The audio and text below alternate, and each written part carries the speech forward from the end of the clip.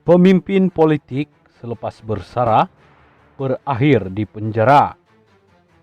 Saya tersentak untuk menulis rencana ini apabila mendengar kenyataan Ketua Polis Negara pada Isnin 8 Januari 2024 bahawa pihak polis telah mengemukakan kertas siasatan terhadap Tun Dr. Mahathir, mantan Perdana Menteri sebanyak 2 kali itu, kepada Peguam Negara. Beliau juga memaklumkan bahawa kertas siasatan terhadap Datuk Seri Abdul Hadi Awang, Presiden PAS, telah dikemukakan kepada Peguam Negara pada petang 8 Januari 2024 itu juga.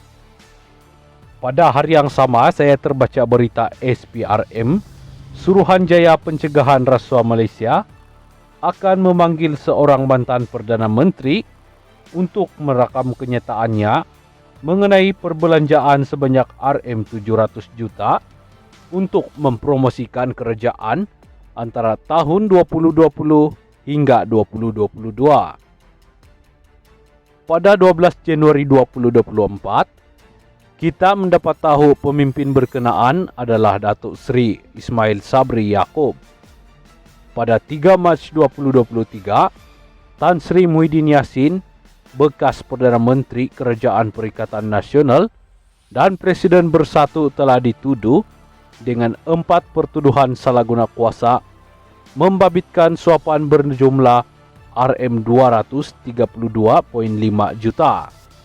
Walau bagaimanapun, pada 18 Ogos 2023, beliau berjaya dalam permohonannya untuk membatalkan 4 pertuduhan salah guna kuasa itu.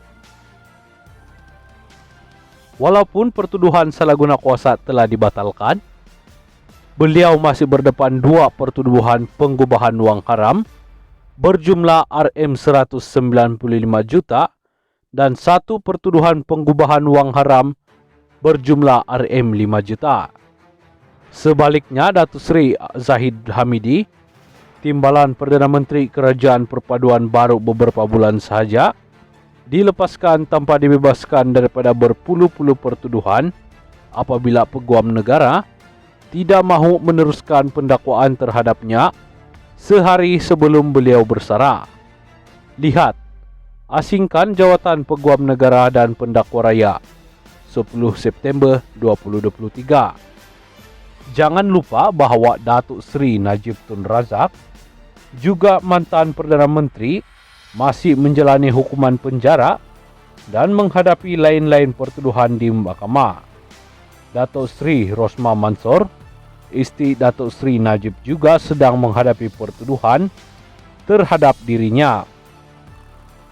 Mengenai penyiasatan terhadap Tun Dr. Mahathir dan Tun Daim Zainuddin, adalah sukar untuk dipercayai bahawa Datuk Seri Anwar Ibrahim tidak memainkan peranan untuk menghidupkannya setelah kejadian itu.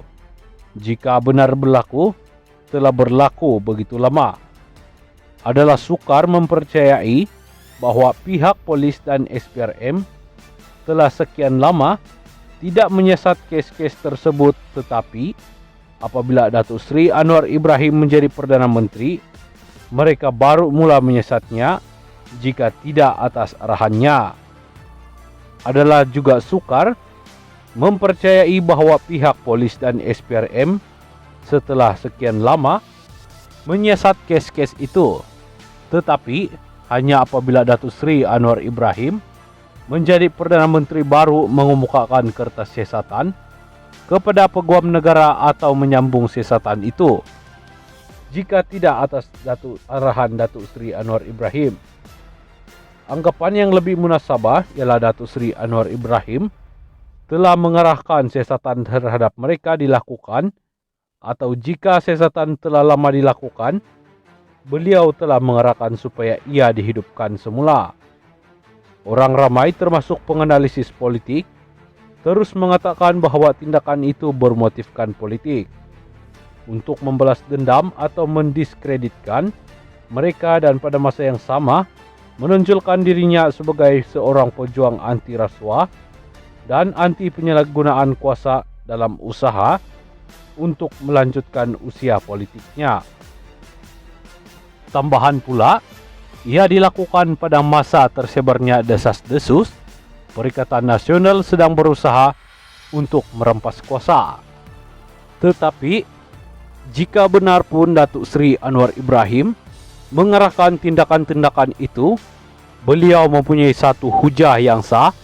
Walaupun beliau tahu kesalahan-kesalahan itu dilakukan, sehingga beliau menjadi Perdana Menteri, beliau tidak berpeluang mengambil tindakan kerana beliau tidak kuasa melakukannya, berada di dalam penjara dan sebagai pembangkang, polis dan SPRM tidak akan menghiraukan aduannya. Jika itulah hal yang sebenar dan jika benarlah Tun Dr. Mahathir dan Tun Daim Zainuddin telah melakukan kesalahan jenayah keuangan yang merugikan negara, kita patut memuji Datuk Seri Anwar kerana berjaya membawa mereka ke mahkamah juga akhirnya. Untuk dilaksanakan. Setakat ini kita tidak tahu hal yang sebenar. Beliau mengetahuinya, maka jika beliau tidak terlibat mengerahkan siasatan terhadap Tun Dr. Mahathir dan Tun Daim Zainuddin, beliau patutlah mengeluarkan kenyataan mengatakan beliau tidak mengarahkan mereka. Yang berbeza. Polis dan SPRM juga patut mengesahkannya.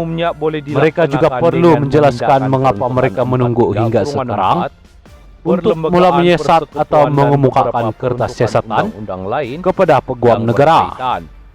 Jika Datuk Seri Anwar terlibat mengarah pihak polis dan SPRM menghidupkan siasatan-siasatan tersebut dan beliau hanya berupaya berbuat demikian setelah menjadi Perdana Menteri, beliau juga patut menyatakan demikian. Itulah cara sebaik-baiknya bagi beliau membersihkan namanya.